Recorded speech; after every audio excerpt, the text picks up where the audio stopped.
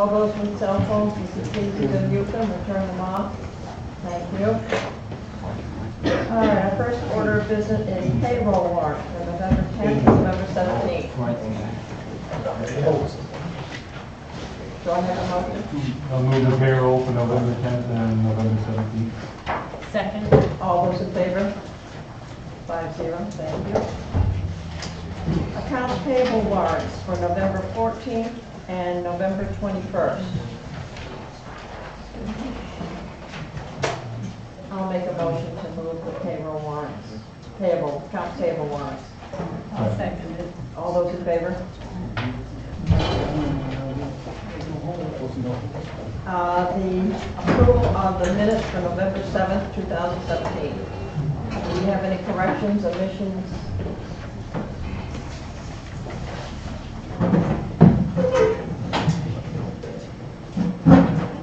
I'll move the minutes as read, as presented. Do I have a second? All those in favor? 5-0. We had one slight addition to the agenda. Jeff brought it, committee appointments. We have a Miss Judy Shea Flanagan who has decided she'd like to be on the budget committee. So I would like, attend a motion to accept the application. Motion to approve. Second. All those in favor? Thank you. So at this point, we would have a full budget committee, I assume? Okay. We have no public hearings. Now we go to public comment on non-agenda items. At each regular selectmen meeting, there will be time devoted to any resident, taxpayer, or in case of an organization, an authorized representative of a resident or taxpayer of the town of Wiscasset to address the selectmen regarding any item that is not on the agenda for that meeting. Is there any public comment? Oh my goodness, Steve, I'll take as I see them. Okay, thank you. Steve Christensen, I just got a quick comment. Have we exceeded the maximum capacity of this hearing room tonight with people? Because this says you put 87 people in the room, and then it's split up. The front of the room, which is a 20 by 22 foot square, 30 people, and the rear of the room is 57. That's just a question. And that's as per the fire marshal. So if it is, I don't know what to do. Other than last day first on this side. It's just a question, but you ought to do a count and look. Steve, you want this chair? No! I'll be more than glad to give it to you. So But thank you for that question. there ought to be, we ought to do a count. Well, That's your count. I'm just going by what that says on Okay. there. Come count. I'll count. There's 7 of you there. 8, 9, 10, 11, 12, 13, 14, 15, 16, 17, 18, 19, 20, 21, 22, 24, 5, 6, 7, 8, 9, 10, 30. 1, 2, 3, 4, 5, 6, 7, 8, 4, 1, 2, 3, 4, 5, 6, 7, 8, 9, 50. 1, 2, 3, 4, 5, 6, 57. Better hope nobody comes. 87? So we can have 87. You can have 87. In the rear of the room, the maximum is 57, so. We're all set. Yeah, I mean, we have a total of 57. It was just a question. Okay. Sorry, people. Did you count yourself? I did. Thank you for keeping us honest. Anyone else? Yes, ma'am. Up here, please. Yes, thank you.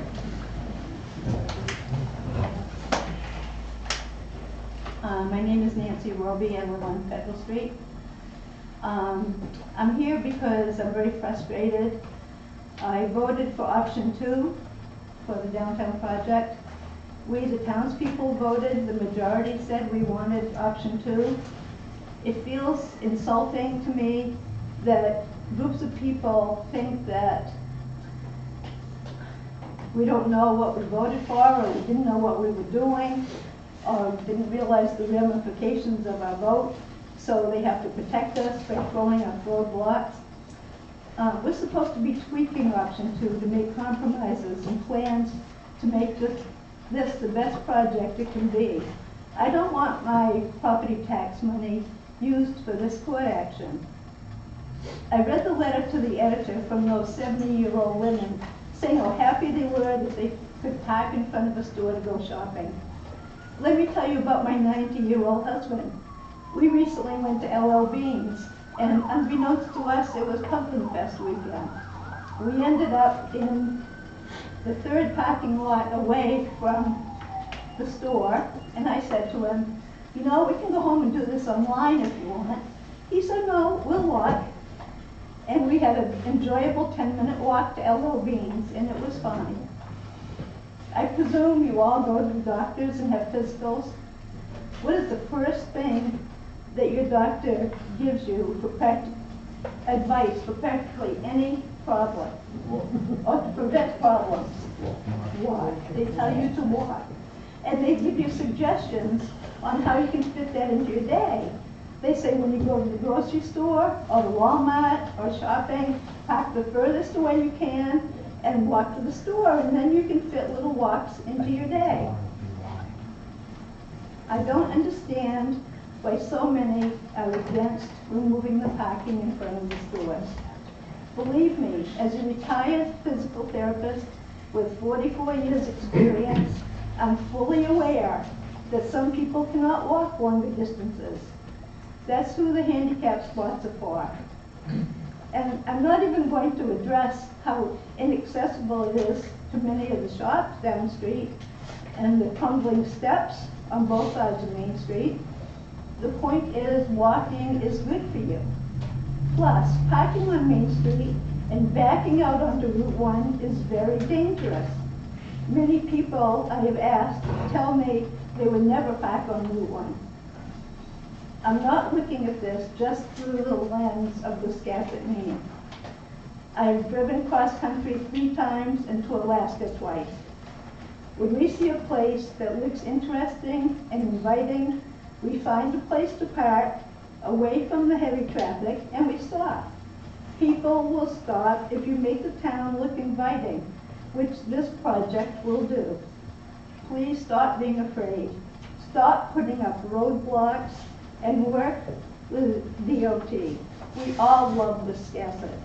We want a town we can be proud of. We want the shops to be successful.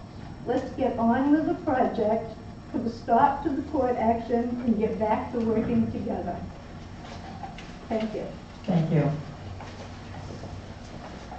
I'm sorry, Susan was ahead of you right here. Susan?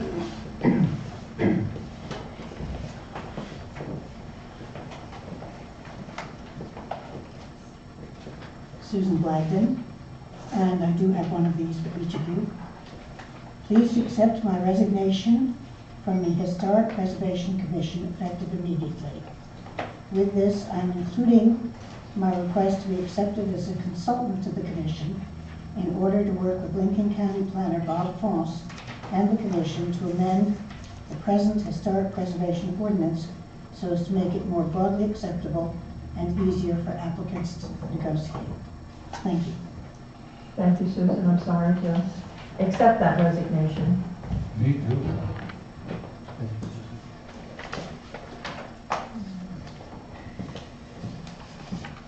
Thank you.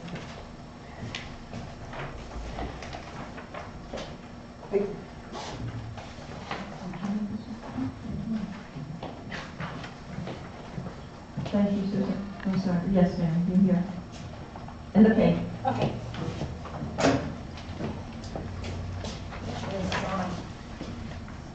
But, Is the button on the bottom?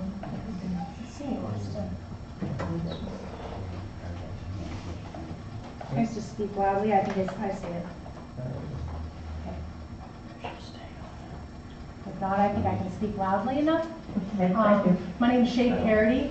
I am a resident of Wiscasset. I am a school counselor at the Wiscasset Middle High School and a parent of a child who's at the elementary school and the high school. And I've just come forward to really share my sentiments of the concern I had for the last select board meeting that you had regarding the safety of being up at the schools and the need for more school resource officer position there. And I do want to say I've been at Wiscasset Middle High School for 6 years. I believe we have fantastic children up there. They're really, really nice kids. And I think it's important that we portray them that way. They're kids who do make mistakes. Of course, they're teenagers and adolescents and learning all those things. But we are there to help guide them, teach them those skills. And really, quite honestly, most often we're handling the discipline, those growing moments when they act out internally with our own staff that are there. And you know, being there when this SRO first came, it was a position that I was very clear with the police chief when he came to us and asked me if we needed that position in our school, and I was very clear to say that's not a position I think we need here.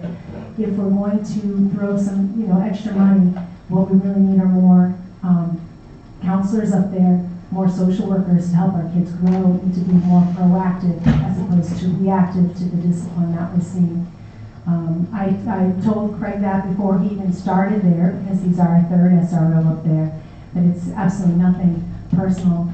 You know, welcome aboard. Well, if the town wants to put money our way, we're welcome to take an SRO and make use of him. Craig's done a great job up there, and it's not at all about the role that he's done there, but really my stance is saying that I don't think we need an SRO at our school at all. And not to mention 1.5 SROs there. And I think it's important for me as a taxpayer to really speak up for it. I have voted against the SRO every single time that it comes forward, and it's been a very close vote. And I think it's my duty as a person that's in that building, as a taxpayer, to say, you know, that I don't feel like we need that position there. And even went out to say, you know, you're taking a stance when you come out as a school employee to say, you know, here I am as a taxpayer too, and I feel like I need to speak forward. Not all teachers are going to come forward because they feel like they're not residents of the town and they don't feel like they can weigh in on that issue. They also don't want to necessarily come out and impact their relationship they've built with Craig, who is doing a good job up there. But I did put it out to our staff in our building, others who felt like they also feel that we don't need an SRO position at the school. And I have a list of the people who have signed the statement that I would like to speak to review of others who do agree for me, because I can't speak for all staff, but I can speak for the ones who also joined me on this list here to say we don't need an SRO in the school system. Thank you. Yes, ma'am. Thank you very much. Cordelia M.A. Wiscasset State Gallery. I think it is very important, so I'm going to read this. I think it is very important that what happened this past week in downtown Wiscasset be on the record. Ernest Martin, project manager for the Wiscasset DOT project, spent last week stopping by or calling downtown business owners to arrange to meet with him individually on Monday, November 20th, 2017. Many of us were not comfortable with the idea of meeting individually. We want our voices to be heard, but in a public forum. I called Mr. Martin on Thursday to ask on behalf of several businesses if we could meet as a group, and he said not on Monday, perhaps at a later date. When I asked him why he was conducting these individual meetings, he said, because it was something I decided I needed to do for myself. When Erica Soul spoke with Mr. Martin, he said he was conducting these meetings because this is what we do. When Deb Schaefer of Deborah Elizabeth called to cancel her meeting on Friday, Mr. Martin told Deb that he was conducting these individual meetings because, quote unquote, Marian Anderson and my boss instructed me to meet with you people. The following Wiscasset downtown businesses canceled their Monday meetings with Mr. Martin so that they could meet as a group of DOT and be heard in a public forum. These businesses are In the Clover, Deborah Elizabeth's, Treats, Sylvan Gallery, and Rock, Paper, Scissors. No one shut a door in anyone's face. For the record, Mr. Martin was supposed to meet with Bruce Marcus, owner of Water Street Antiques, at 1:30. However, Mr. Martin did not show up. Mr. Martin also never contacted Ingram Antiques, Rendell Fine Arts, James Antiques, Showcase Antiques, or James Cochin Fine Art and Antiques. Mr. Martin also planned to not contact my husband and myself at the Wiscasset State Gallery and only spoke to me because I called him to try to organize a group meeting. In addition to the businesses already mentioned, other downtown businesses, Marston House Antiques, Michael Dunn Antiques, Blythe House Antiques, Dennis Raleigh Antiques, Trifles on Water and Main Streets, Patricia Straubel Antiques, and all support storefront parking year-round. If MDOT is interested in presenting the town with changes to option 2, this should be done in a public forum with media access so the entire community, including the Board of Selectmen, are included. As Ernie Martin was quoted in the paper today as saying last night, there's a lot of misrepresentation out there. That's why we need to meet in public. Thank you. Thank you very much. I also have a copy of the letter that we sent, signed to Commissioner Bernhardt, asking for a public meeting. I got as many people as I could to sign it, but a lot of people are in California or out of town for the holidays. Thank you. Thank you. Got thrown out there. Okay. Thank you. Is there anyone else that would like to have a public comment? Yes, sir.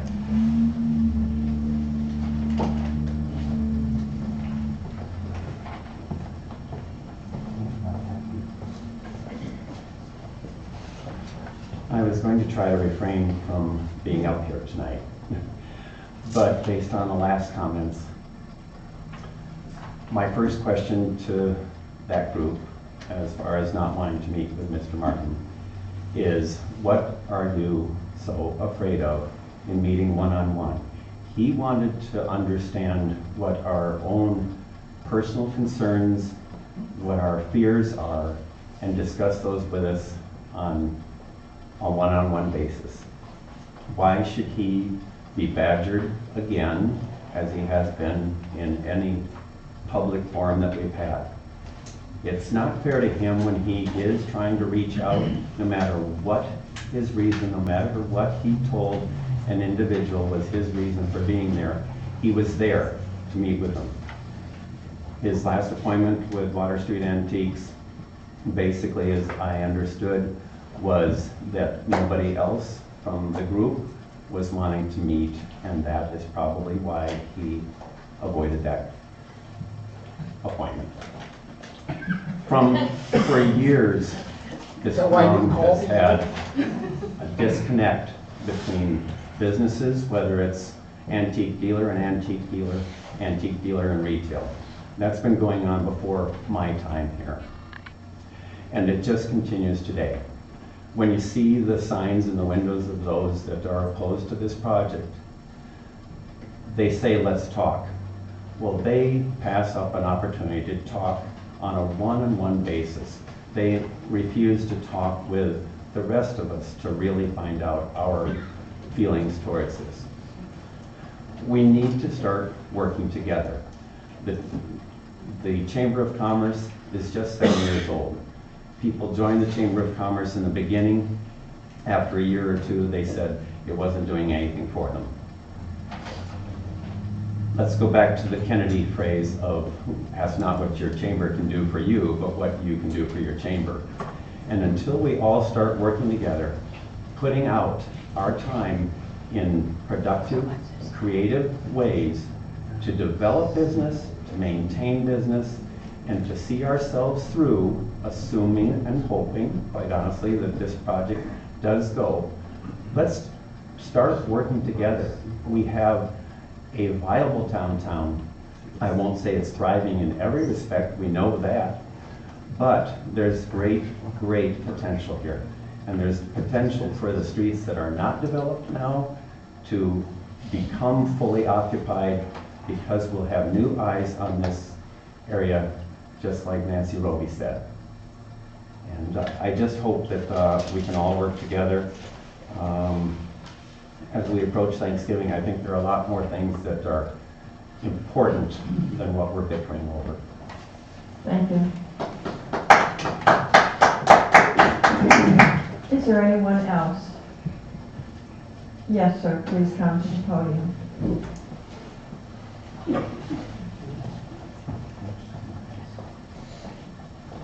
I'm Bruce Marcus. I'm the fellow whose name has been mentioned. I'm a shopkeeper and a resident. And I just want to point out to the last fellow that working together would have probably involved Ernie calling me if he couldn't have made the appointment It's not up to him to surmise why Ernie didn't show up. I was ready to talk to him about the problems. I was ready to cooperate. He never called me, was rude, unprofessional. Thank you. Thank you. Anyone else before we close this section? Yes, Sherry. Hi, Sherry Dunbar. I'm just here to say I'm really troubled by what's going on here. There's just such dissension in this town. I've lived in this town my whole life. I love this town. I just bought a new home on Federal Street, wanting to be part of the village, excited for the future. And I'm really sad to see what's going on here. It's very negative. The negativity is really, it's divisive. I don't know what else to say other than that. You know, I'm a taxpayer. I pay taxes on 3 properties right now in Wiscasset. I feel that what we're doing, and I walked in late, so I don't even know what we're on the agenda right now, but as far as a lawsuit and paying for an attorney to fight the state of Maine, I don't support my tax dollars going towards that because I feel like they're gonna do what they're gonna do at this point. So I'm here to say I'm really sad, and I wish that we could all get along. It's really sad to see this town where we're at right now. Thank you, Sherry. Anyone else? Yes, sir.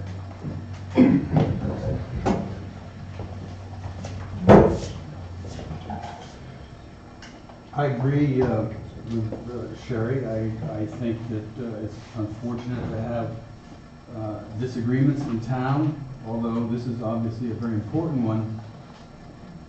And I think it's healthy to see this thing through because the state is pushing something on a small municipality that we can't afford. For the benefit of who? Bob Fonce, Lincoln County planner, last night lists all these other towns here in Lincoln County are going to benefit from faster moving traffic 10 weeks a year. And he doesn't take into account the importance of the vitality and the health of the downtown that we have at present. DOT presented a plan to the town with the parking on Main Street. It was acceptable. Traffic can be moved through this artery by using techniques, new sophisticated technology that they're using in Florida and California for those 10 weeks. This town is healthy right now. The most important thing is that we keep it healthy. The shopkeepers are the ones who are concerned about this. Everybody from Wayne Averill right on down. Ernie Martin, moving around the town, discussing this stuff individually with people is not the right procedure. It was not the right thing to do. I serve on the Public Advisory Committee. We have a Citizens Committee of volunteers who've been working with the state. It's really important that this whole thing be looked at holistically for the benefit of this town and what's at stake and what's for the future of us. We have really disappointing things that have gone on in the presentation of the facts that have come from their engineers, which were edited by Ernie's boss, Jerry Audubert, and we have off the internet, fortunately, all the information about this, deleting the fact that the health of downtown businesses rely on storefront parking. That was deleted from the report. That's the kind of thing that the state has been doing to Wiscasset in this whole process. That's why we're asking to come back to the table and discuss what's really best for this town. The parking lot on Middle Street wasn't even considered in their plan. 14 to 16 spaces right there. Never looked at. We have another lot down the way to the garage. There are many ways to design this. Let them upgrade Railroad Avenue with their 40 or 28, whatever it is, spaces down there. Let's try this whole process incrementally, slowly, the way the Sensible Transportation Act, which they're guided by, and must follow, and will, with this lawsuit. And then we'll have the parking that we need. And if things get worse progressively, we can try to mitigate as we go. The monies that would be spent on a lawsuit would be reclaimed if we win this lawsuit from the state. That's not an issue. The money is not an issue. 5 minutes. 5 minutes. Thank you. It's really important that we see this thing through and get a decision, get a judgment, and then go back to the table and plan this thing for the health of this town. Thank you, Peter.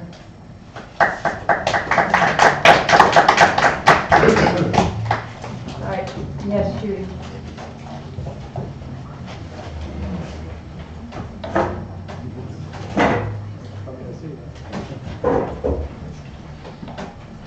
First, I have to warn them that you're up against that picture and leaving nervous watching that. Well, we're gonna, Thank it's you. against the bill. Yes, Judy. That's a Hessen Fest picture, and I have one very similar at my house. I guess we all want our town to thrive, there's no doubt. We all just have a different tact to getting there. I am concerned about the vote on going to court. There's a lot of, and I think you may talk about that later on the agenda, but I was amazed, and I come to quite a few of your meetings, not to hear any board member have a discussion about that motion before you voted. I was shocked that especially Bob and Ben didn't ask about financing.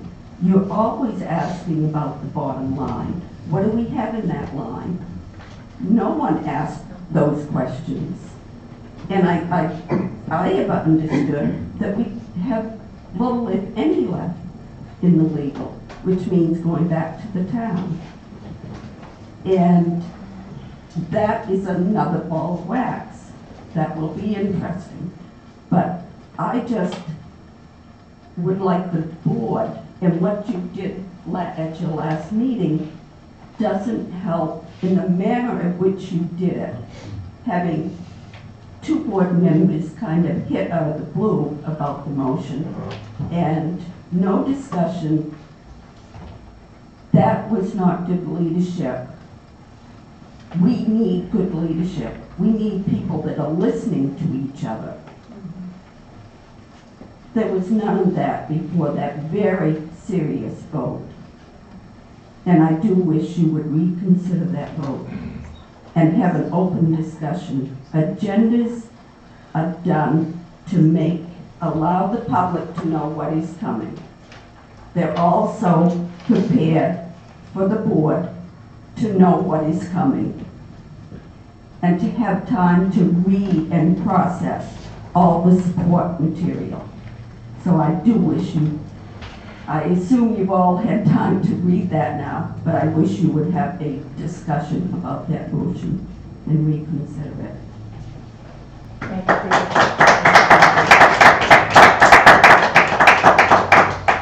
Anyone else? Yes, ma'am. I'm Ann Scanlon, owner of Stilton Gallery next to Red's Eats in Wiscasset. I just can't think of a single town in Maine that doesn't have on-street parking. I think it is so misguided to think that we can survive without it. As a business owner this summer, every single day of the summer, somebody walks in and said, you know, I stopped in Wiscasset for the first time because a parking spot opened up right in front of me. They never would have come in if that hadn't happened. The parking lots are far enough away that those first-time people, unless they have Wiscasset in mind as a destination, they're not going to hunt them out. And also, I don't know how, if Haggett is not down, there's an apartment building going in across the street, where are they going to park? Are they going to park in that parking spot and take up those spaces? I know the parking lot on Middle Street, behind Rock, Paper, Scissors is already, the tenants on that block are already parking there. The business owners already parked there. I don't see how we're gonna make up for the loss of these incredibly important parking spots. Bruce said a number of meetings ago that each parking spot is worth, I forget how many thousands of dollars to the businesses. We are not going to be a viable town for businesses. Once we leave, who is going to take our place? Who's going to move to Wiscasset and open up a business if they know that the other business couldn't survive because they lost their client, they couldn't make new clients? It's huge.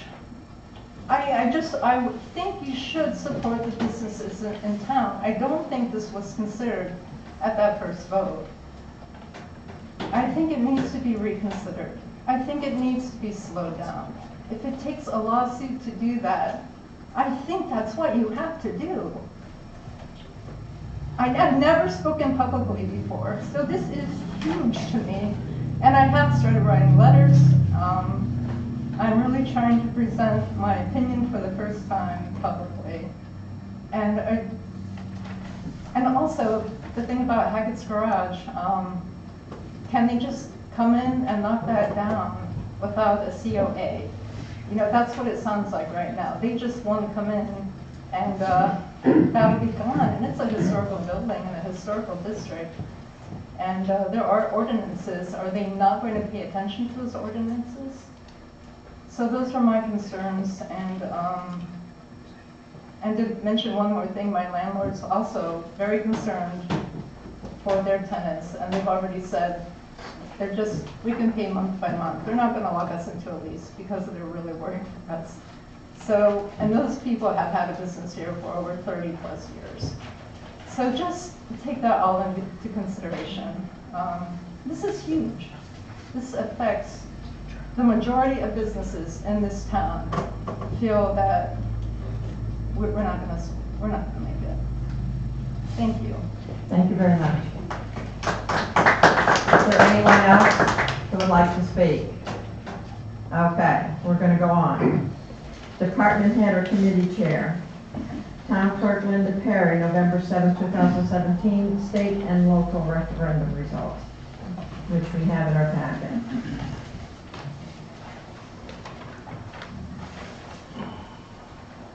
I believe we don't need any questions on that. All right, our next one is Police Chief Jeffrey Lang report.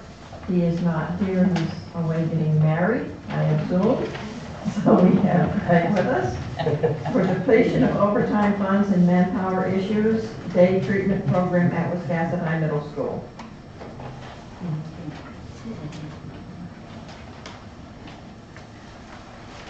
I don't think we need to, Greg's here to answer questions if you have any questions. Otherwise, the memos are in your file. The item on the depletion of overtime funds, you know this, but you just wanted to make sure that you said it out loud. We've been down an officer for a while, and so the overtime to keep the town covered. He has $4.10 remaining in the overtime budget.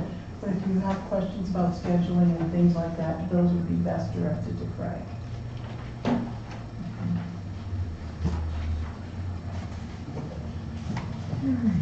shall we go on? Budget committee. We have a resignation of Brian Buck. The email states, "Hi Marion, I'm having scheduling issues between my work and budget committee work, so I'm going to back away from committee work for right now. Would you be so kind to let the chairperson of the select board know this information, that I have resigned regrettably?" I'd like to have a motion to accept this resignation with regret. So moved. Second. Second, all those in favor? 5-0. Madam Thank you. Chair, Right? I would also like to move, we accept Susan Blagden's resignation from the Historic Preservation Commission. would- Oh, I'm sorry, I bypassed that one. I apologize. I will second that one. All those in favor of accepting that with regret? Thank you, Ben, for correcting that. And I would further move that we appoint her as a consultant to that commission as needed. I'll second that. Okay. That's a motion. All right, all those in favor? 5-0. Thank you. Thank you for leaving me straight, Ben. Monthly You gotta earn that department, 150,000. monthly department head reports. Does anybody have any questions or comments regarding the reports? They're pretty self-explanatory.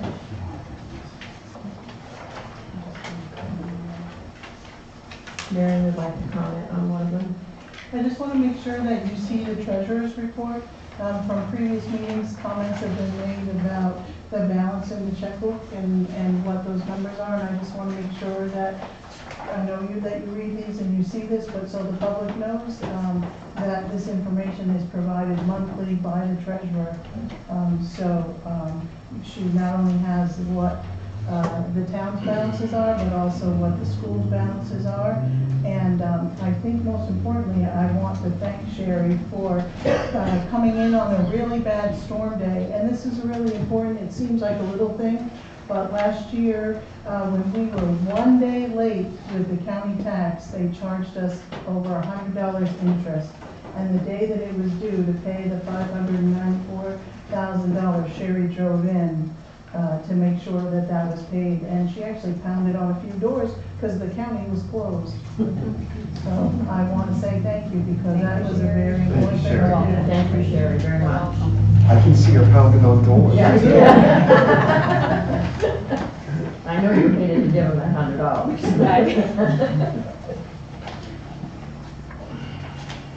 Okay, shellfish recommendation, donation of the upweller to the Chewonki Foundation.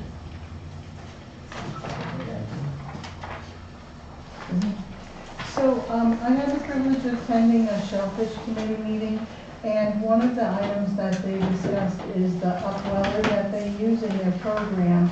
And they would like to, at the time when I met with them, they had not yet spoken with the Chewonki folks, but they had wanted to see if the students there would like to take it on as a project and maintain the upweller and understand how it works.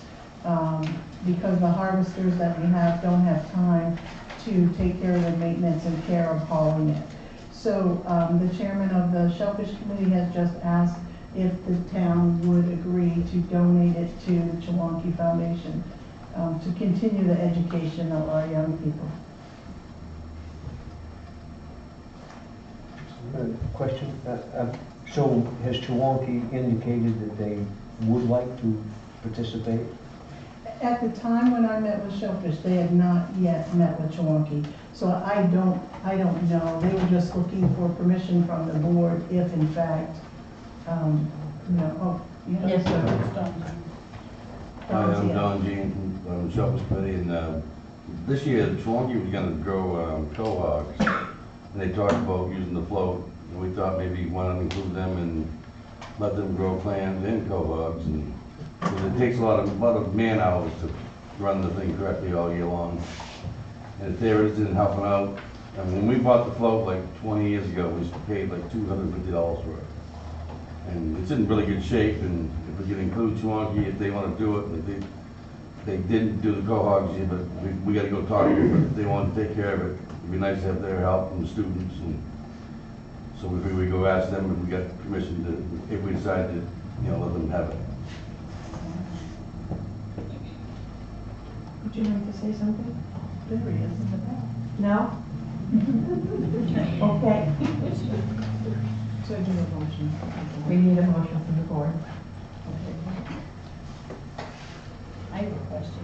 Okay. Motion, can I do that? Yeah, you can do your question. So do I understand this correctly? Chewonki, we're gonna make a motion that if Chewonki wants it, they can have it. Is that basically it? Because we really don't know yet whether Correct. Chewonki wants it. Okay. That would basically be the motion of this So one. that's my motion. Okay, Second. okay. Any other questions? Motion with what? That it's to be given to Chilwaukee if they want it. And if they choose not to, then I assume that something will come back to the board. We would have. It would have to come back to the board, okay. All those in favor? 5-0. Thank you. Thanks, Don. Thank you. Who's starting? Okay, our next one, EMS Director Toby Martin. About budget overdraft.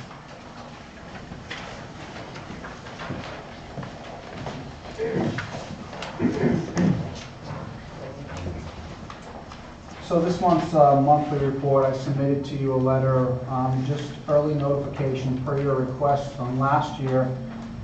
Towards the end of last year, you made reference to the department heads not giving you forewarning about overdrafts for line items.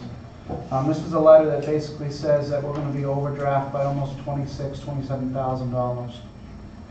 The overture was based on the requirement of PPE that we had to purchase last year, which was an OSHA compliance as well as a mandate by the Maine Municipal, who is our insurance carriers. Last year we did pay out of the budget. We had an expenditure, we had actually leftover money, we paid close to $11,000. That didn't pay the complete bill. We spent about $36,000 for PPE for the department. The $29,000 that got carried over onto this line item was put into the budget, operational budget, because there wasn't a capital improvement plan. And that's just to let you know that that line item will be overdrafted by close to $26,000.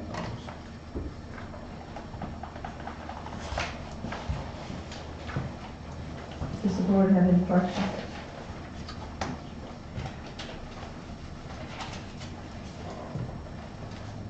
I'm reading in here your recommendation. I don't think they're recommendations, but there are things that you've stated that could be done to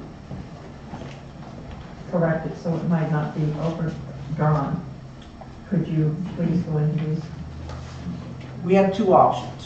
The money that needs to be taken to correct this overdraft can only come from an operational budget through salaries. With that, the intention would be if we need to pay for it out of the salary allocation, that we're going to have to drop staffing down to 2 people instead of 3. Currently, we run with 3 providers 24/7 during the daytime hours. As you can recall, last year I requested, and we had several discussions on increasing our staffing from 2 to 3 because in a 3-month span, we gave away 36 calls because we didn't have additional staffing.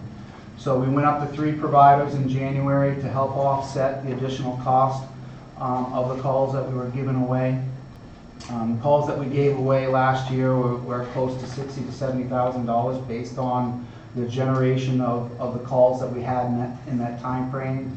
And that was evidence-based material that we got through Lincoln County from their database and the calls that we gave away from mutual aid.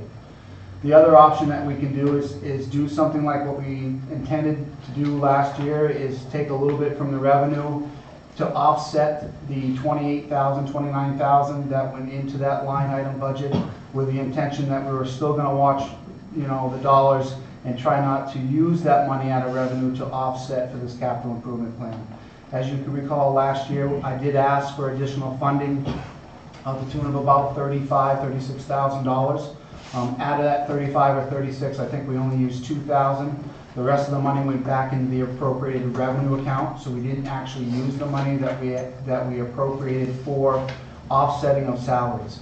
Now, this offsetting of salaries also does include the amount of hours that I do work. I do work quite a few hours that help offset it, but I'm not going to be able to work in 7 or 8 months $26,000, $28,000, and I know that's not what you're expecting. But we only have one line item that we can take to offset this revenue that should have been a capital improvement plan, and that is from staffing.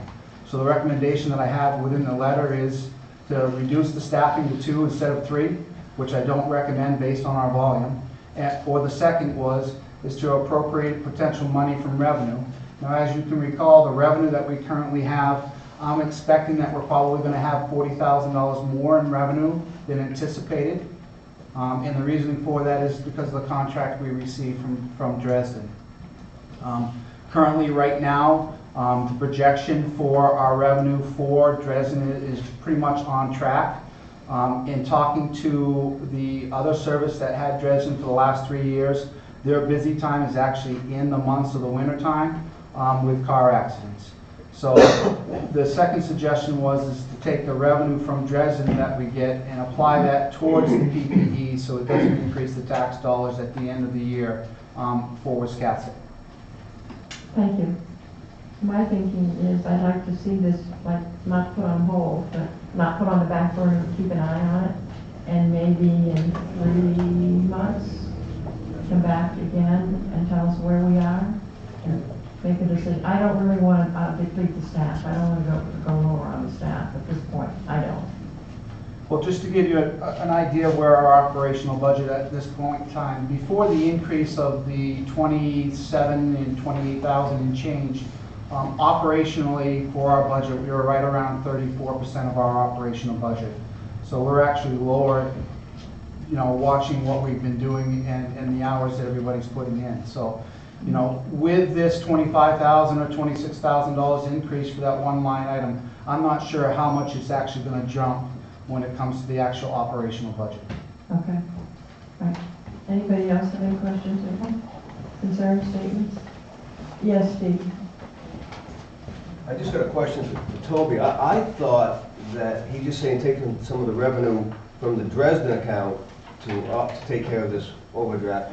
And I was under the impression, and I had heard him say, that they were going to take the money from Dresden to pay for the ambulance.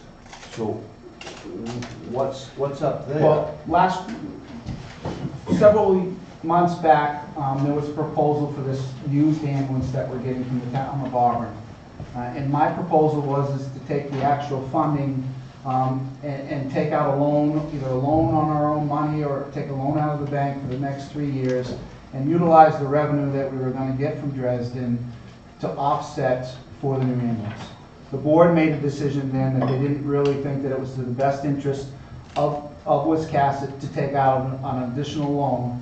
So if I can recall the notes back months ago, I believe what they decided to do is take the ambulance that we've put a so-called down payment on and utilize that for a capital improvement plan for this coming year.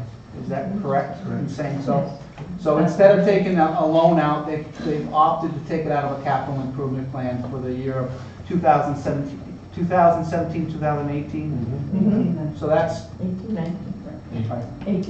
18, 19. So instead of utilizing the Dresden money, they're taking it, and using it out of capital improvement. Because the ambulance was actually purchased after January. And I believe that was, they've done that in the past. Because it went into a different year. Yes. Yep. So. Thank you. Marion has a statement. Just so that, I know most of you may remember, but this came about because of a Bureau of Labor inspection. And remember that this is a one-time, we had to purchase all of this for all of the crew because we were found to not have what we needed for personal protective equipment. So after this large cost, the plan is to have it in the operational budget going forward for any replacements that need to happen. But when we did have the inspection, some of you were not on board then, but we were found to be deficient because we were non-compliant because we did not have it. Okay, we will go forward. Unfinished business. Wananock LLC versus MDOT versus Town of Wiscasset, $31,183 as of 11/16/2017. I assume that's our lawyer fee. So, as you may remember, and some of you in the audience have asked me this question, how much money have we spent so far on the, as Seaver kindly reminded me, we weren't sued, we were a party of interest and had to appear in court on this. But our appearance has cost us $31,183 to date. This is strictly what it has cost us to file the responses to the briefs and appear in court. I did not include any of the other meetings that legal counsel had attended or any of the guidance that she provided to the board outside of this meeting. So this number is exactly what we've spent for representation in court to date. Any questions from the board? Is this action over? Right? Is this action over? No, No. I believe they appealed, if I'm not mistaken. And we have to file our response to that. So we'll be running two lawsuits or two court actions at the same time. We'll be responding to this one, and also if the board continues to move forward with the other one, they'll be running parallel at the same time. Thank you. Can we have a town clock update? I know Ben and Bob went and looked at the town clock.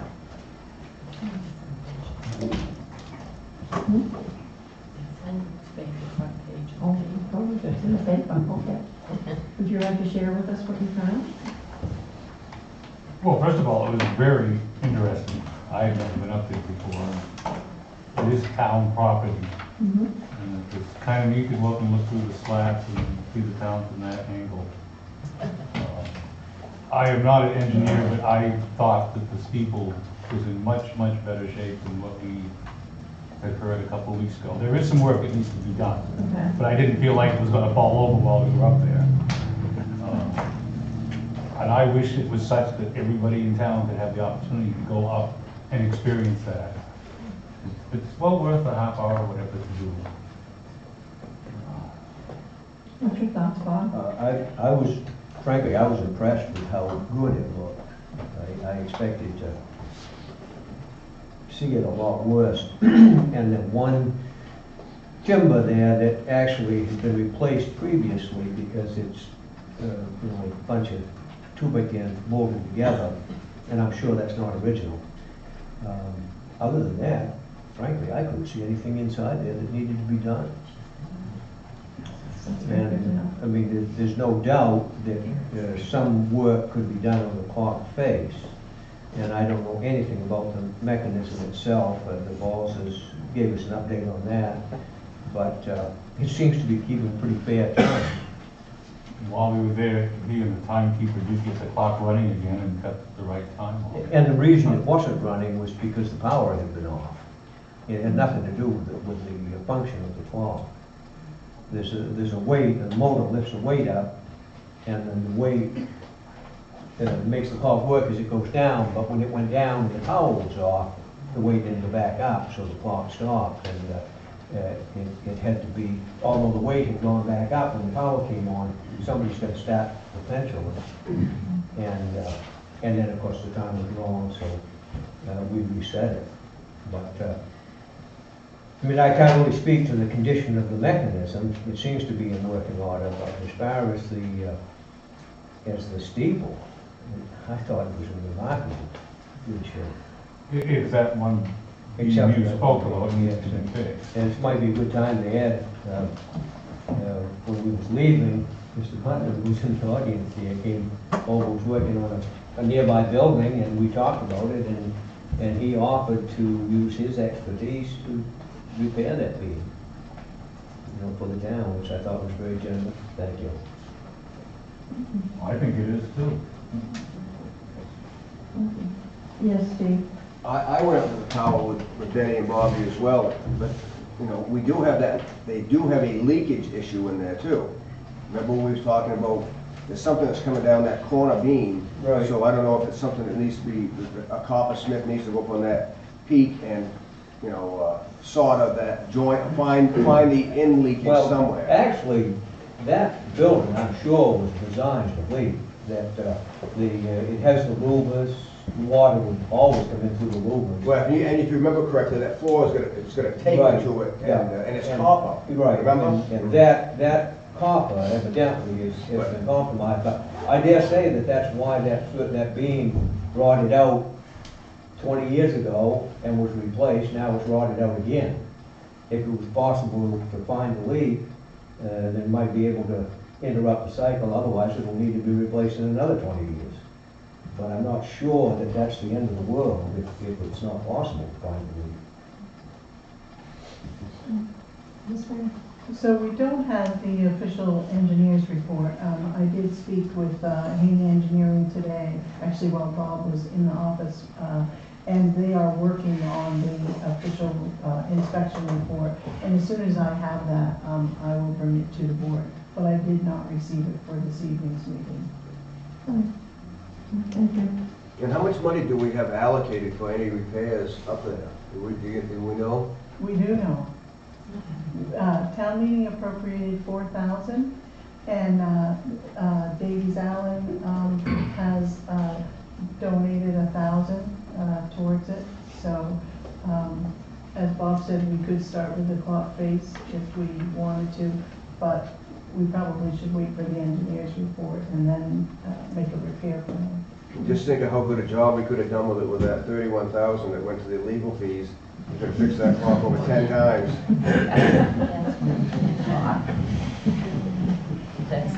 Okay, let's go on to another subject. This is going to be a good one too. Budget cuts for board directive.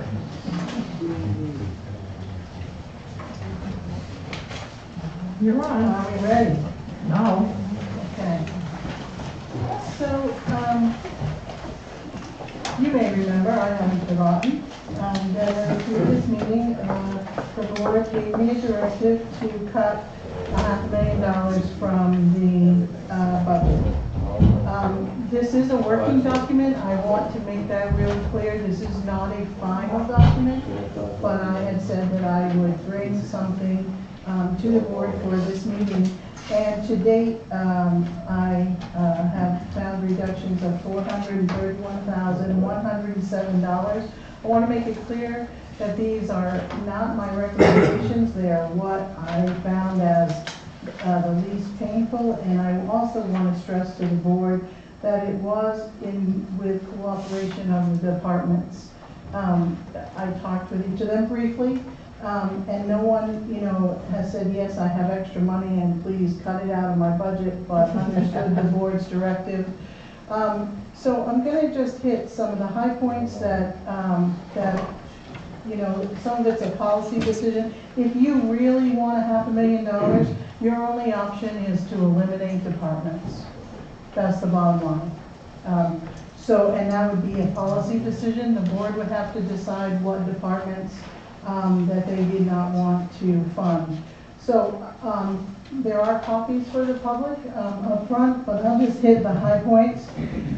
In my mind, if we can't support the operations of the town, we should not be supporting the operations of outside agencies. So therefore, I eliminated all community organizations. That includes the Wiscasset Public Library. And Bill, I don't want the headline to say manager doesn't like the library, okay? So I'm gonna put that, the headline, So, ban the books. yeah. So what I did do, just so that you understand my process, is I did speak with some of you individually to see what you had in mind, but I also looked back over the budget for the past 4 years to see what lines in certain budgets did have some funds left in them historically. So I looked at the airport, and understand please that this is tied to the fuel price. So I reduced that line by $20,000. Celebrations is the fireworks that you do in the community. That was $12,000. I eliminated that. Again, I said I eliminated community organizations. Those are all outside agencies that you may remember were on the warrant. It's the library, New Hope for Women, Senior Spectrum, those types of organizations that had made requests to the town in the past. I eliminated the contingency. What was that dollar amount there for that organization? 67.8. You have, Jeff, you have this right in front of you right there. I just wanted to be said out loud. Sure. Oh, yeah. The contingency I brought to 0. For EMS, I brought them back to last year's funding. As Toby has just told you, and you know was the experience last year, we did find that problematic. But again, that was the board's directive, and so I followed that. For the municipal building, I reduced that by 11,700. Some of that was the special items that were separate warrant articles for this year. And then we took an additional 5,000 out of the building maintenance account.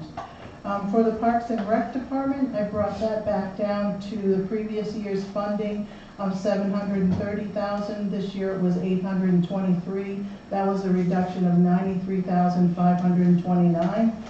As we all know, the planning budget was eliminated, so that's 57,764. Out of the police, I recommended, just because you were looking for some reduced funding, is not to fund the SRO position. I removed $10,000 from Public Works. I looked at their overtime line for the last 4 years, and I just say don't do the snow dance in case there is a lot of overtime there. With the help of the treasurer, we reviewed the interest and things that we paid for the TAN and feel comfortable that we could reduce that amount by $5,000. Obviously, you are subject to the interest rates, and those are difficult to predict, but we did make that. And the transfer station, I reduced by $3,000. I did have some conversations about if you really want me to continue to get to $500,000, looking at possibly only having the transfer station open Wednesday through Saturday. So this is my first pass at this, and I'm open to your comments and suggestions. I want to remind you that this was taking the approved budget from town meeting last year. It does not take into account the 20% water rate increase, the 6% health insurance increase, and your 2% wage increases because of your union contracts. I'm done. No, you're not. No. Thank you. Thank you, Mary. Thank you very much. This is really basically just the beginning of the budget process, and nobody really wants to cut these. You happen to mention senior spectrum. I'm getting to that age where I actually called them today, and they were quite helpful. And it's sort of that with everything here. This is all important stuff. One thing I asked for, and I would like to see before we really go any further, is to put together a cover sheet. If we simply raised what we did last year, and that's what you started from with this, and didn't do anything else, what would it mean to the taxes? Okay. Before we go forward thinking of cutting, we need to know where we're starting from. Right. I agree with you on that one. Which one? We've agreed before. Yes, we have. But I think if we can just come in like we did last year maybe, and then start working with this. I agree. But we need to know where that is, and so we can go forward. But again, I think if you want to do that, you're also going to have to look at the increases in the salary, because that is going to be a determination. Well, yes, I expect her to work all of those in, so All that those, yeah, that's what I'm. if we were just doing a normal, holding the budget where it was, Okay. with whatever increases that contractually we have to That we do, have to do, and then where we are bottom line. where we would, does it mean taxes would go up 5%, 15%, 20%? We need to know that. Right, I agree. So Ben, just so I'm clear, you'd like me to take last year's approved budget and calculate the fixed increases for those items that we have no control over, and then tell you what the impact on the mill rate. And of course, there will be a couple of assumptions, that the town's valuation doesn't change, and that we don't lose revenue sharing money, and that county tax. I mean, there'll be some things that we'll have to assume. You have to assume that the school budget remains the same. Right. And at some point, we are gonna meet with them. Right. No, I'm just saying you have to assume that to make that work. Right. Okay. Good, I can do that. Because depending on what you say the increase would be, for me anyways, would bear heavily on what I would do with this or not. And would you like this by the Can I next ask meeting? a question?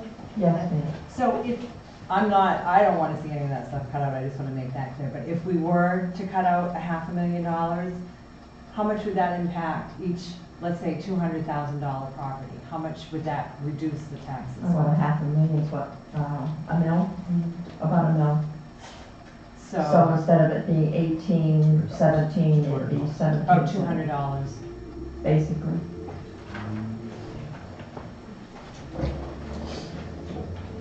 Yes.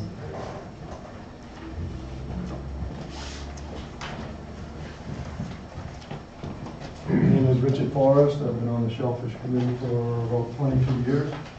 And I noticed you didn't mention that when you went down through your list, that you've eliminated the entire shellfish budget.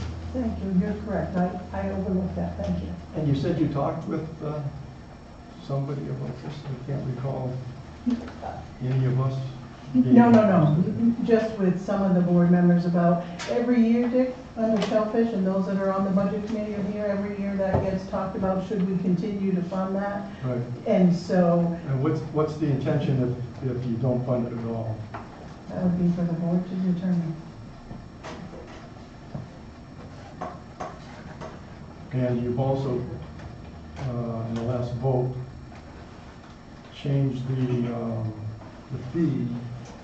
Who was going to determine the fee? It was determined by ordinance, and now it will be determined by the selectmen.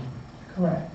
Is it the selectmen's wish to increase those fees and use that as the source of funding for the shellfish? That's my, committee? that was my idea. That was Jeff's idea. Okay. That amounts to about $3,500. Right. A little bit less. Right. If you don't change the fees. Correct. We pay John Hentz $5,000 a year out of the budget for the warden. Mhm. So if the Shellfish Committee has, the chief, whoever's in charge of the budget now, has $3,500 to deal with, you'll have a restricted warden's budget and no soup clams, no other activities. Yeah, Dick, when I was working on those increases, what I was trying to offset was the money that we give to the shellfish, and I was gonna do it over time. This isn't my recommendation, cutting the shellfish budget. Well, I was gonna pare it down over time. I would just suggest that if you're gonna raise rates or raise fees for the licenses, you're raising them on people that, one, work hard, have multiple jobs, because digging in Wiscasset right now is lousy. That's a shellfish harvesting technical term. And, so these guys aren't getting rich. No. You can look at the vehicles in the parking lot. Absolutely. No, it wasn't. So I would just caution that there's not going to be a lot of money, and it's not going to do a lot for shellfish. And the point is, if the whole thing diminishes to the point where there's little or no digging and no licenses being sold, then you'll have to get rid of the ordinances, and then the town will be open to digging statewide. Right. No, thank you very much. Yep, thank you. I think everybody needs to realize this is just the start of a working I understand, but I document. just Nobody wanted to says let this you is know happening I'm tomorrow. I'm glad it wasn't. What that fee will do for the shellfish. It will barely pay the water. Right. Yes, Jason. Just a quick question. Please, Oh, you have sorry. to come up there, All right. please. Jason Putnam. I just thought that when the board voted to let the police department do the harbor, weren't they doing the shellfish stuff too? Did I have that wrong? No, I don't You believe still that. have, they've taken over the supervision of it, but you still have to pay the people that do the work. Oh, I thought that they were gonna supervise that and that we weren't gonna pay Mr. Hentz anymore. And that this would pay the police to do that. No. All right, my fault, sorry. Well, it's okay, great question, thank you. Yes, Bill. It's Bill Devies over here in the corner. Thank you for not making me get up. I'll try to speak loud. Speak loudly, please. Does anyone have a town report from this year? We checked contractual services that amount of $116,000. Is that the correct amount? Yes. Yes. And what was the explanation? Does that include your legal fees? Yes, it does. In contracted services, there's $25,000 appropriated for legal fees. It includes what we pay the auditor. It includes our assessing contract. I'm going from memory here, Bill. Tax maps, animal control officer contract. So that's all what's in contracted services. That's through Lincoln County. Right. I'm sorry? You said auditor. Yes, the auditor, yeah, and also our contract with the animal shelter. Those are all in contracted services. But as far as legal, there's 25,000 for general. I believe there's 5,000 towards Mason Station expenses for legal. And there's one other, I believe that's for the union negotiations and labor issues. I can get you those details, Phil, I just, In engineering, I would think. there's 10,000 in engineering. Okay. Yep, thank you. Any other questions from the board? Thoughts? Thank you, Bill. That's been a lot of work. Now, the other, comparing, adding our 2018, 2019 increases. Next month, would you like that back, with the holidays and everything? Yeah, I realize it's gonna take a little All right, time. the first meeting in December, okay, all right. So we'll bring it back the first meeting in December, all right, thank you. The next item, rules of order and procedure for the Wiscasset Board of Selectmen.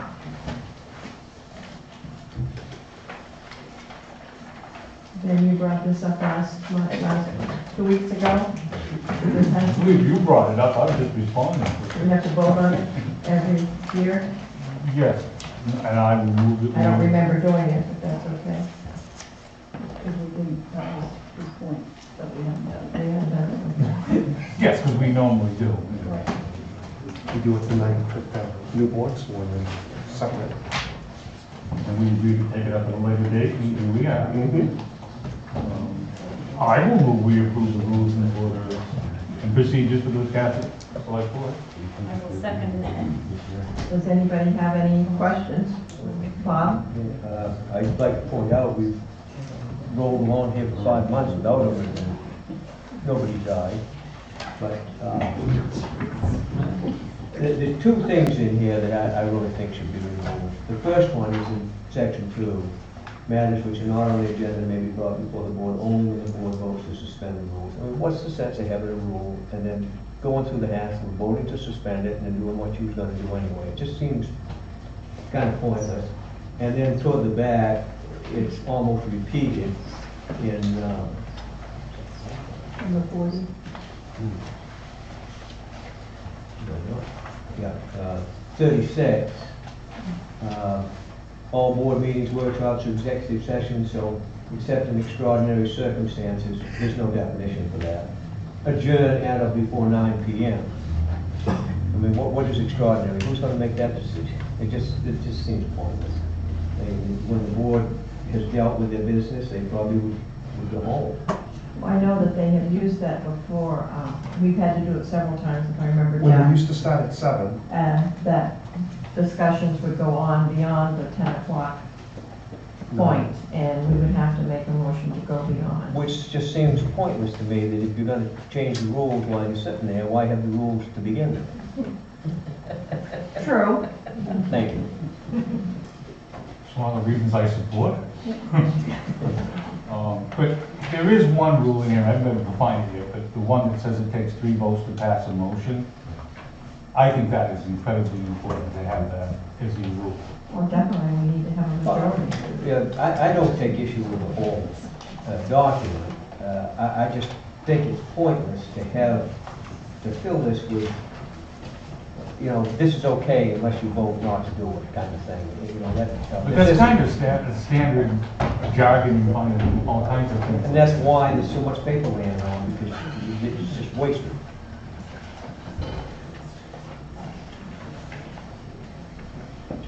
I hear what you're saying, but it is good to have some rules and regulations. Because we had a motion that had been declared passed one night with 2 votes. But because we had this. I'm not taking issue with that, Ben. That's not something that you would vote to change.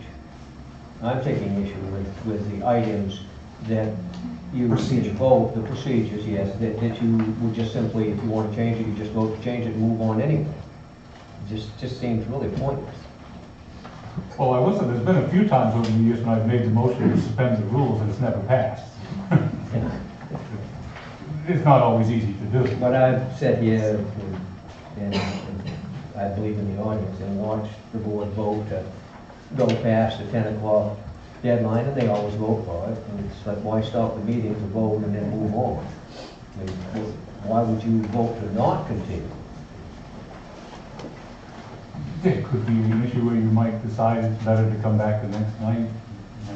Well, then Robert's Rules of Order would let you simply continue the meeting on another evening.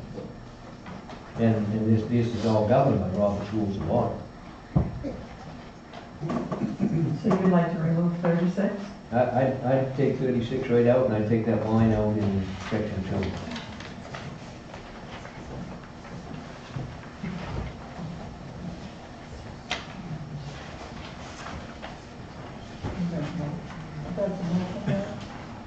I think there's already a motion on the table. No, I don't believe so. Well, Yeah, he made a yes, motion I to made a approve. motion, but that's okay. I mean, The friendly amendment? I am more than willing to scratch 36. What, 42? Well, it says, on the very first page, I think it's the third sentence, let me look. The third sentence in section 2. Matters which are not on the agenda. That one, Bob? Right, yeah. Unless you just stop the meeting and vote to suspend the rules of procedure, it just seems so pointless.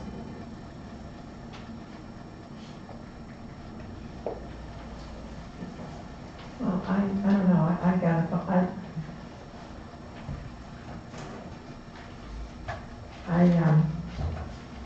I have mixed feelings about taking that one out, because I do think, like, just like if I want to add, as chairman, I'm speaking as chairman, to add, something comes up at the last minute that's not on the agenda. And I've had people call me at home and say, well, after a meeting, why did that come up?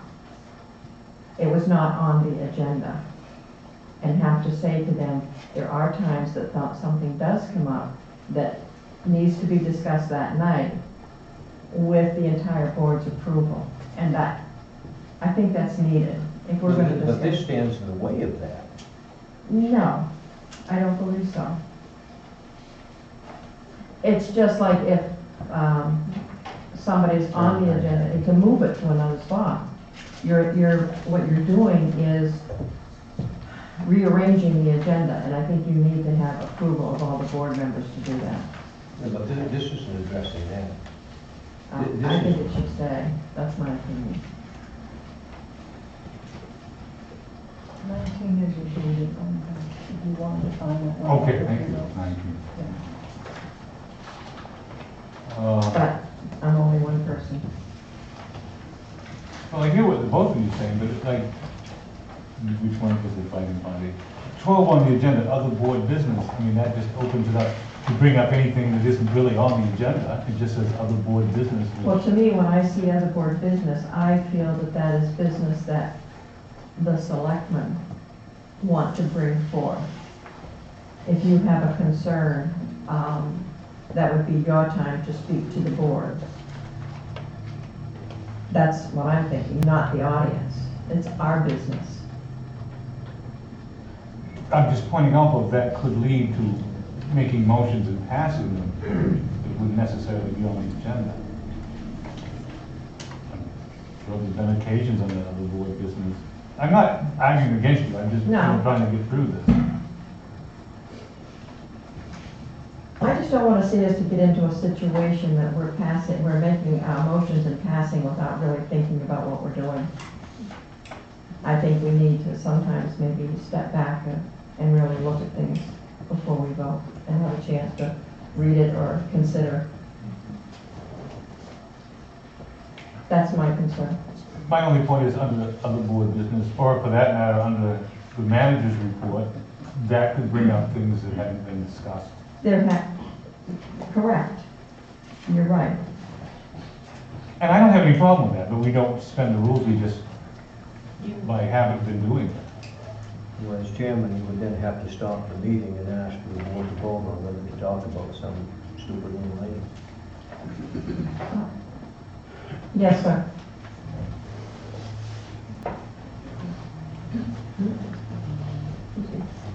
Phil Maloney. You may be violating Robert's Rules of Order by, two things you might be doing, by voting on something that's not on the agenda. It's usually against those rules, but also you might be violating the open meeting law by voting on something that's not on the agenda and people don't have an awareness of it. Thank you. You said it better than I could have.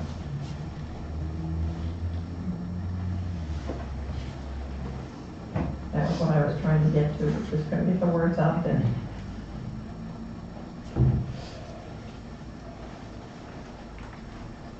Do we want to think about this a little bit more? Did you make a motion to pass it as it was written? It is, I'm willing to amend that to take out 36. You want to make a motion to take out 36? Do I have a second? Are we making a friend to his motion? We have a motion on the floor, right? We do? Yeah, to move. Well, yeah, but You said to I move. move to amend my motion Okay. to include taking out 36, which was the meeting length article. Okay. That's it. Can somebody second that? I'll second it. All those in favor of that motion? Opposed? Okay, 3-2. Now you have another motion. No, I don't. Okay. We just voted on it. All right, so we're all set. We're taking out 36. Maybe I'd be real technical. I thought we were voting on the amendment to the motion. Now we have to vote on the motion. She said it was right. 14. But I think that's the proper procedure. Okay. Now, you want to make the motion? No, he doesn't have to, now you're voting on the motion you made with the amendment. There was a motion made and seconded, and then I moved to amend that motion. And that's what we just voted on now. We're Okay. voting on. Now we're working on the motion. All those in favor? Opposed? Okay. So just so I'm really clear on what you just did, you approve these rules of order procedure, and the only change is the elimination of number 36. Correct. Yes. Thank you.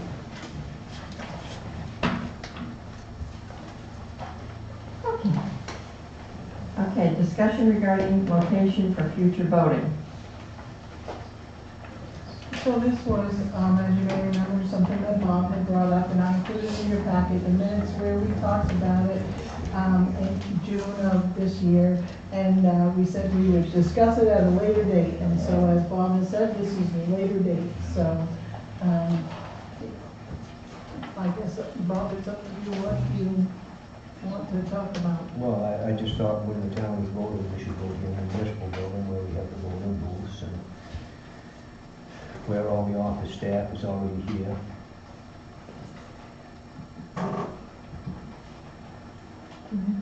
That was in response to complaints about the voting of the last, not this last week, but the election before, that people were being buttonholed in the parking lot and a couple of things I can't remember, but it probably would have been controlled much better here. So with the board's permission, and not to put Susan on the spot, but she's worked a ton of elections, do you know any reason why it would not be a good idea to relocate it here? Just to comment to Bob, nobody came to me complaining. The election before that, I spent more time out in the parking lot shoving people back than I did in the voting. As to having it here, the parking isn't as good. There aren't as many booths available unless we bring down some to put, for instance, at that end. Other than that, I can't see any reason one way or the other. It would make it easier for our town clerk, because she wouldn't have to lug those heavy things back and forth 10 times. We now have handicapped access here, but I have no dog in this fight. Don't care where it is. Thank you. Yes, ma'am.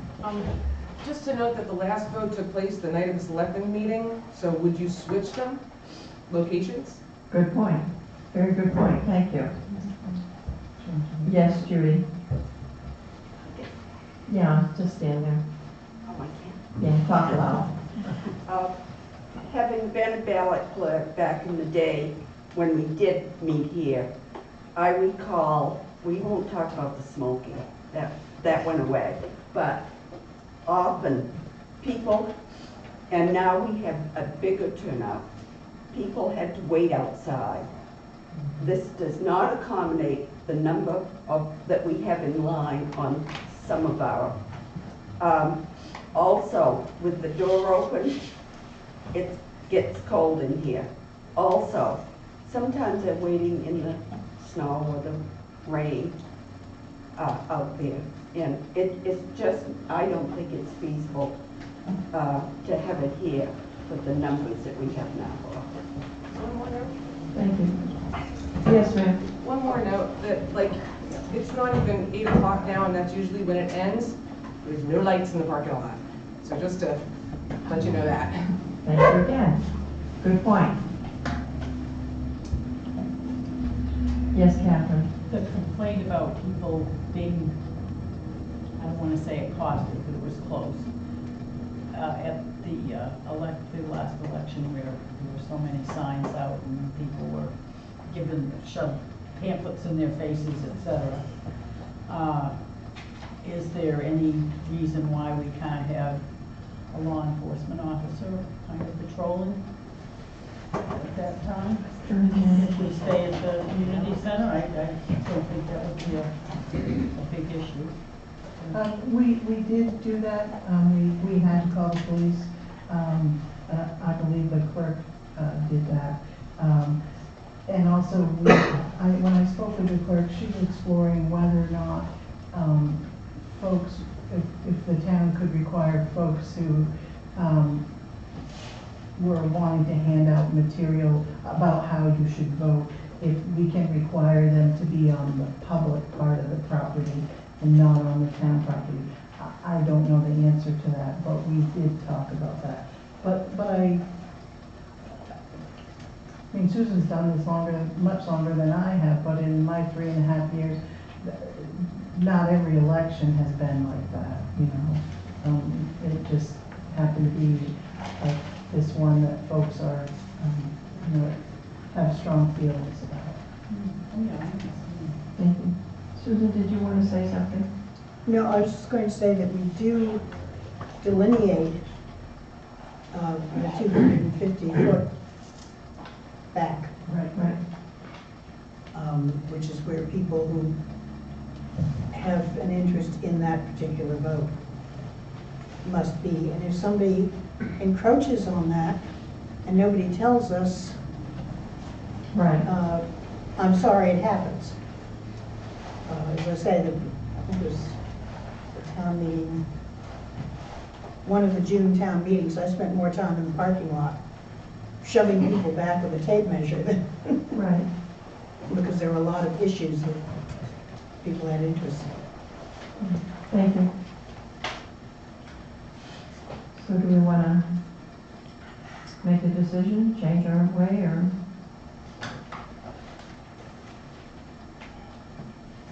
Well, I think I would like to hear from the town clerk. 'Cause, I mean, Susan's right, I don't know how many, but I believe we do have to bring in extra voting booths to meet state law. I just want to know what it's going to look like.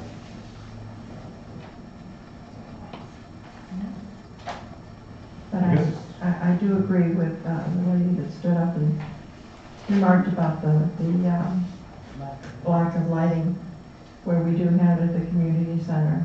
The community center is, to me, more open, and said, some of our meetings are on those nights. So we would have to find elsewhere. I personally would rather leave it at the community center. I think it's friendlier to the voters. That's just my opinion. Yeah. I agree with Ben, I think we really should talk to the town clerk, because she's the one that runs the show, as far as getting organized and getting back How many to work, votes we need? et cetera. And it's a big job, so I think her And input I thought that would was be- one of the reasons that we moved before, because we just didn't have enough space for voting booths. Well, let's put Linda on. And I am a little concerned because we lost this driveway out here. Right. Which really does hurt. I would just like to hear from her, from them, Okay. just what we would have. We to have add. on the next agenda. Sure. Thank you. And she doesn't have to be here, but just a A report slight so memo. we know where we're at. Okay. If she wants to show up, that's cool. Okay, shall we go on to new business? The Down Easter Pilot Program for 2018.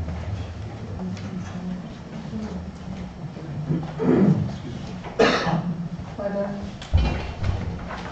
So I just wanted to share this information with the board. I had some folks visit with me from Amtrak, and you may have seen the article in the newspaper that they are considering exploring weekend trips from Brunswick to here with a stop in Newcastle and a stop in Rockland. And so there's no decision or anything that needs to be made. I don't know at this time, and they didn't know if this will happen, but they wanted to include Wiscasset as a place to stop along the way. And so this is a copy of the material that they provided to me, and just wanted to share it with the board to let you know about some changes that may be coming if the board supports them in the future. They will come and make a presentation to the board in the future, but I just wanted to share this with you so that you would have the information. Thank you. How many times have we been saying we're going to do I believe the pilot program is in the summertime on weekends, but I don't know the exact details to it. But it's May to October, well, I guess it's more than summer, because I think they were talking May to October then.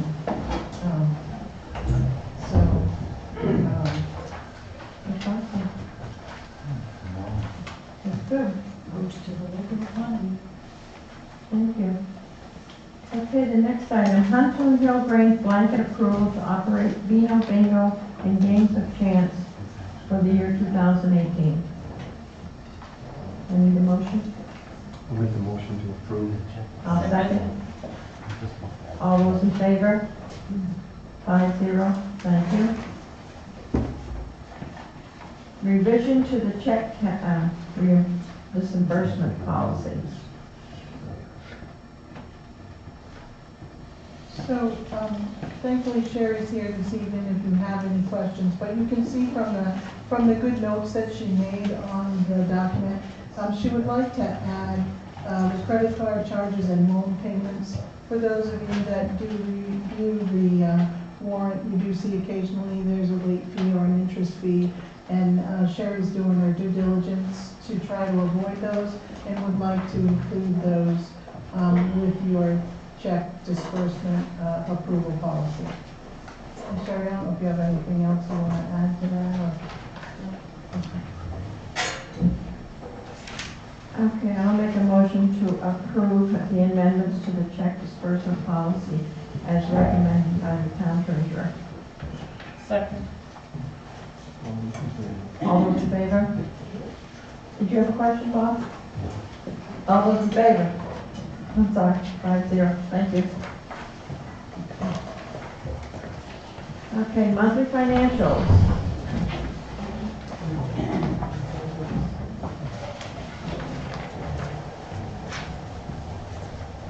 Thank you all for coming.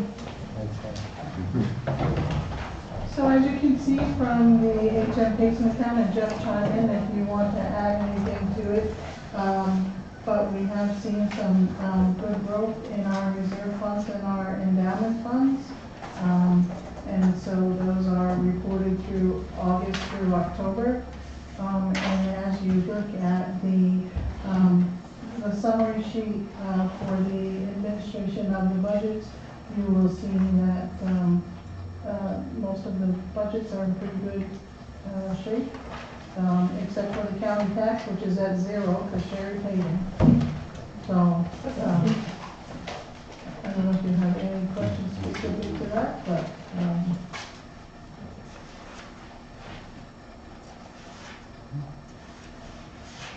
Yes, Catherine? I just have one question, Marion. What, the cemeteries, I know there's a big fund that takes care of a lot of that stuff, that work that needs to be done, but what is the, this budgeted amount? What does that cover under cemeteries? that's their operations budget, to take care of materials and staff and repairs to the cemetery. Steve's here, Steve's our cemetery guy. It doesn't cost the town. Yeah, It comes out of the. it comes out of the It does come out reserves. of- It's So it's not just the taxed. operations budget for the. Gotcha. Thank you. You're welcome.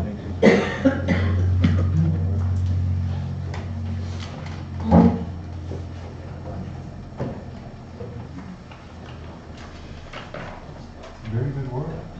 And if I can just make a note about the HM Payson, if I was looking for them and I don't have them with me, there's a graph in there about what our costs were to open the fund, and we're almost to the point where the fund is, there's no cost left in it. It's made so much money that it's taken away all the cost of, so it's really, it's pretty fantastic. Thank you. Okay, we have bid opening. Fire EMS vehicle exhaust system. Somebody believe those in Kathy's office? I must have. You want me to spin over to get it? Are they on our desk? Should be in the orange folder. And Toby didn't really forget it, Marion did.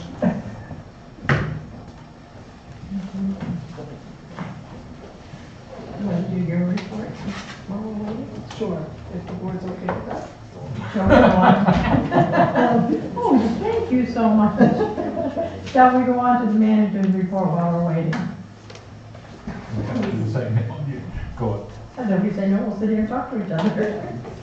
Do that all the time. The most important item that I have for this evening was, I received a request from Monique McRae about the holiday market, their promotion, thank you, for Light Up Wiscasset. They would like the board's permission to, I guess, discharge the fireworks from the commercial pier on December 7th. And it's going to be a consumer show, not the same kind of show that the town does on the 4th. I understand there's a distinction, I'm not real clear what it is, but, so the chamber has asked for permission to light them up on the commercial pier, and the spectators will be on the Creamery Pier or elsewhere downtown, so I wondered if the board had any objection to that. Obviously, it's the same company that does the town's fireworks, and they have all the insurances and everything that we require. They have the state fire marshal's permit, and they actually met on site with the fire chief to make sure that everything was okay. This is the same night as the tree lighting? Is that the? No, it's a week after. This is, you said the Chamber of Commerce. Thank you. I'll move we authorize the Chamber of Commerce to give out the fireworks on December 7th. And I'll second it. All those in Sounds favor? like a good idea. I just was thinking it'd be neat to have it the same night that the tree lighting was. No, the tree lighting is December 2nd. No, that's fine. Spread it out. There you go. Thank you. That's a good thing.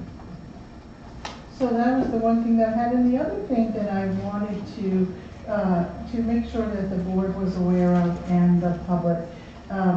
I was only available to attend a portion of the historic preservation meeting, but I did go back and watch the rest of it. And I just wanted to clarify something. Someone in the audience made a statement that the fee for historic preservation application was $40. That is incorrect. And the commission actually has the applications, and right on the top of the applications, it says the fee is $25 plus $2 per butter. It's right on the actual application. So I've gotten a couple of calls from folks because obviously they can read the board's minutes and they know what your motion was. And the other thing was there was a bit of misinformation out there that the notices and everything for historic preservation and planning board were not being sent out. And so I just want to talk to the board a little bit about what we have been doing since we haven't had a planner. What has worked well is we made a mailbox in the mailroom for the planning board and historic preservation. When someone brings in an application to the front office, they put it in that box and they let me know that it's there. I scan it and I send it to the chairs of those departments.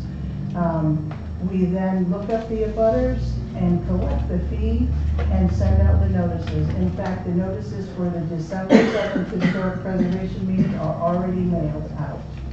So there was a little bit of misinformation about nothing was happening by the town office, and those boards were left to do it all on their own. We are work in progress. We have had some bumps in the road, agendas not getting out in time and those kinds of things. But, you know, I'm fortunate that we work with a great group of volunteers who try very hard to meet all of the requirements of the ordinance. And this last time, we actually had an applicant that was going to the commission who offered, because of the time, to do the mailing herself. And that was appreciated, but typically the town does do that. So I just wanted to make sure that you knew that, and I will tell you that the town, I have done a lot of them. I do the notice for the paper, and I send everything out. The chair prepares the agenda, sends it to me, and we do get it out. So I won't say that it's been a perfect process because we've been trying to work it out, but I just wanted to let you know if folks do ask you, that's what we're trying to do, and try to make the process a little smoother. So I just wanted to bring you up to date on that. Ben? Question. I just made a motion that we approve the fireworks, and I'm glad that it passed. But it wasn't on the agenda. Did we violate our guidelines? Yeah, you did. Well, okay, I just want to, you know. It's under town manager. Town manager. It's not on. Well, I know, you scare me too. I'm just making the point that we actually do that kind of thing every once in a while without really meaning any harm or anything. That's correct, we do. I just wanted to point it out. Thank you very much, Ben. Has it been advertised? Has it been advertised about the historical preservation needing committee members?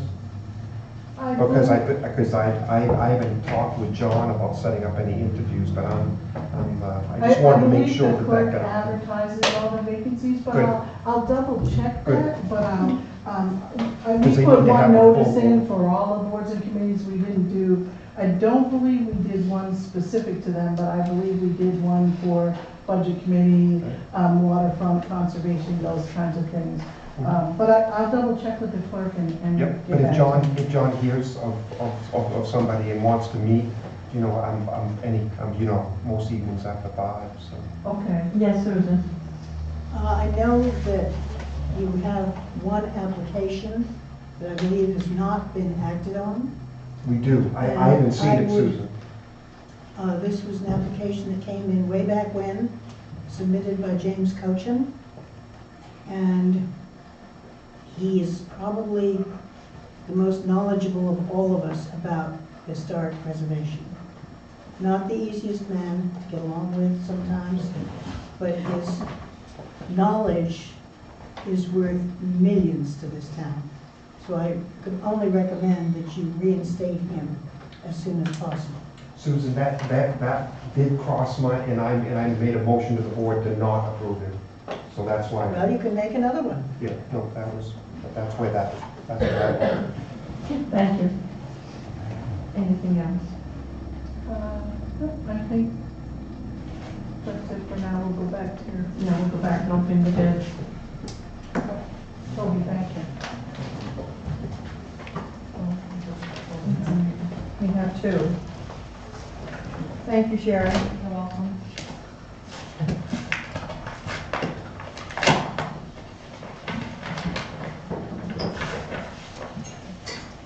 This is from Airback 911 in Dover, New Hampshire.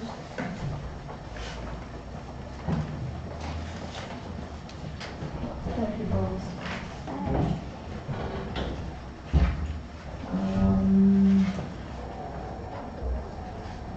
We have two bids.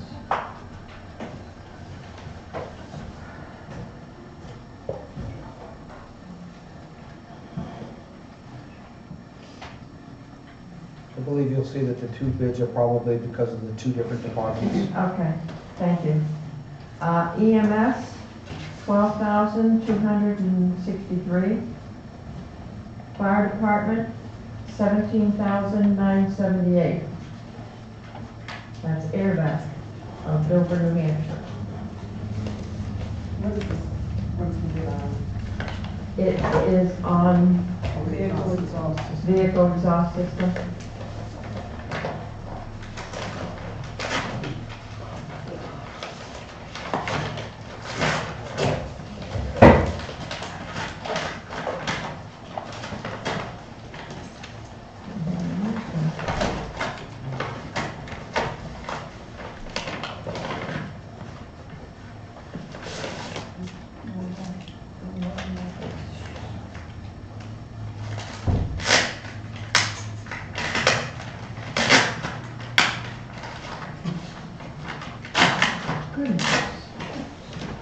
They were sealed.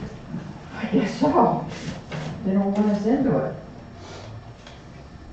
Okay. Air cleaning specialist of Hanover, Massachusetts.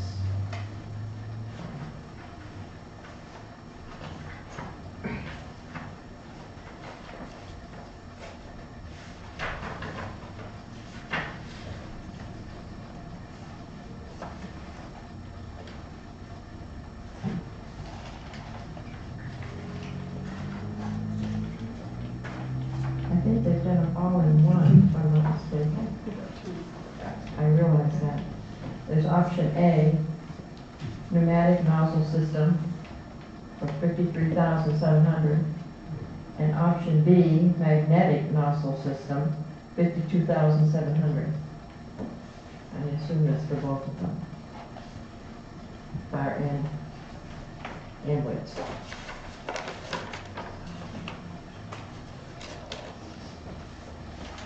Okay. I'll make a motion to have the town manager, EMS director, and the fire chief review the bids and award to the bid to the lowest qualified bidder. What did we appropriate for money for that?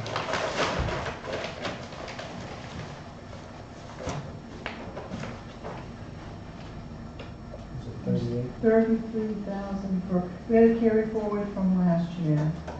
And, let's see.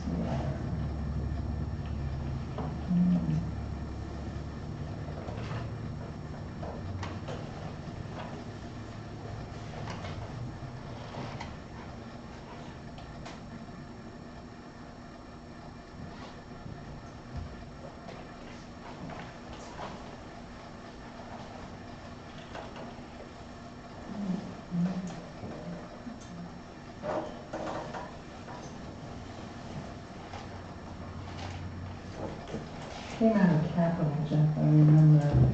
I just wanted to make sure that we voted enough. I think we do have enough. I think that the 2 total years, I think, was right around the mid-60s. Yeah, Perfect. That's what I 62 or wanted to hear. something like that, yeah. Yep, I think thank it you. was 36 or 38 the year before, and 33 this year. this year. No, I wasn't, Marion, that's fine. Okay. No, I wasn't trying to cause a quick line. No, no, that's fine. Just wanted to make sure there was enough money. Yeah. Okay, there's a motion and I made it. I need a second to it. I'll second it, because I have a question. Building. So you have $60,000 budgeted for this project? I believe that's good. Yeah, and it looks like we can get it down to 30 and some change. I just wanted to make sure, Bobby, the same thing you're thinking, that it was what I was thinking. Yours was over budgeted, is that what you were thinking? Well, I was thinking we're gonna have some money to put someplace else. No, because it's capital, Capital, I so know, those funds I will know. go back. Yeah. Right. They can't be spent for anything other than what they were approved. That's probably a good thing. Okay, all those in favor? 5-0. All right, assessor's business, we have abatements. Skylar Fairfield, Stephen Lutz Jr., Casco Bay Vending. And we have supplemental for Richard A. and Nancy G. Lutz and Joseph W. Music. Okay. I'd like to bundle them all together. We'll bundle them all together. You ready that motion? Board's permission. You make a motion to approve All. second. All. I just wanted to point out, I'm glad that the supplemental are larger than the debate. That doesn't happen a lot. No, it doesn't. That was very good. All those in favor? 5-0. Before I take a motion to adjourn, I want to wish everybody from the board a happy Thanksgiving. Eat lots of turkey, and if you're traveling, drive safely. And we have a motion to adjourn. Ben? I'll second it. That wasn't a motion. I just enjoyed the moment, so. All those in favor of adjournment? 5-0. Thank you. The abatements and supplementals have already done.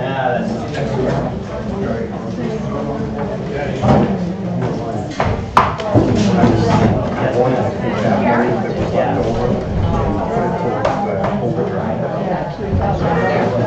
You guys, $30,000 in the town.